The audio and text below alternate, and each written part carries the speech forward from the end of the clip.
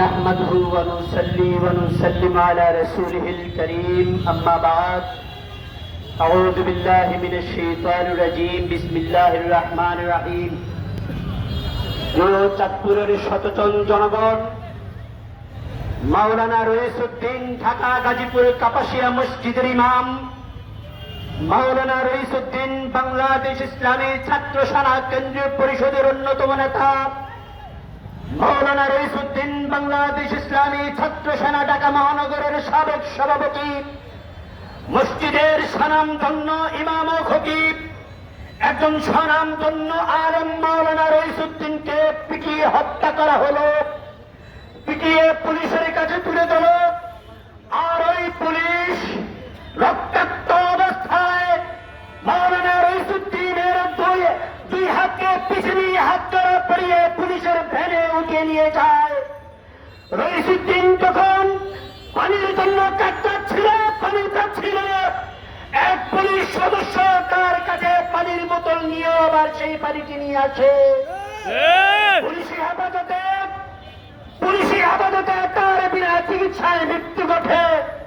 আমি স্বরাষ্ট্র উপদেষ্টাকে প্রশ্ন রাখতে চাই, স্বরাষ্ট্র উপদেষ্টা তুমি কি এখনো বসে বসে তামসা দেখতেছো? তোমার গাজীপুরের পুবাইল থানার ওসি কেন প্রত্যাহার হয় নাই? তোমার পুবাইল থানার ওসি গাজীপুরের পুবাইল থানার ওসি কেন এখনো তাকে কোনো অপসারণ করা হয় নাই?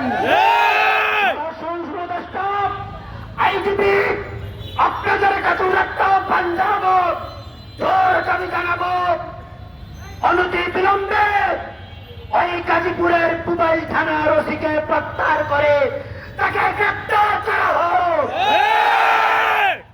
মাননীয় প্রধান উপদেষ্টা ডক্টর ইউনূস, আপনি কি বসে বসে তামাশা দেখছেন? কত রক্ত আপনার প্রয়োজন? তুফাজ্জল ভাগ দেওয়ার জন্য চাই তুফাজ্জলকে মেরে ফেলা হয়, হাসি দেয় পারভেজকে মেরে ফেলা হয়। মসজিদের ইমাম রইসউদ্দিন ঢাকায় মুসলিম ফিলিস্তিনিদের পাশে দাঁড়ানোর জন্য ভারতের মুসলিম মুসলমানদের পক্ষে দাঁড়িয়ে সমাবেশ শেষে যখন তার মসজিদে যায়, ওই কুলাঙ্গাররা তাকে মব সৃষ্টি করে হত্যা করে। ডক্টর ইউনূস, আপনার পক্ষ থেকে এই পর্যন্ত একটি বিবৃতি আসে নাই, আপনার পক্ষ থেকে এই পর্যন্ত কোন আশ্বাসের বাণী শোনানো হয় নাই, ওসি এখনো প্রত্যাহার হয় নাই।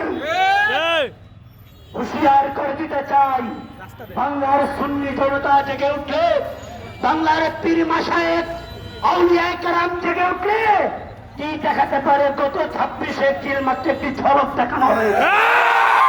গত 26 এপ্রিল শুধুমাত্র 24 ঘন্টার নোটিশে, 24 ঘন্টার নোটিশে একটি মাত্র ঝলক দেখানো হয়েছে।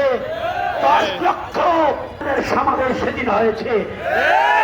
আমাদেরকে বাধ্য করবেন না, বাংলার সুন্নি জনতাকে বাধ্য করবেন না।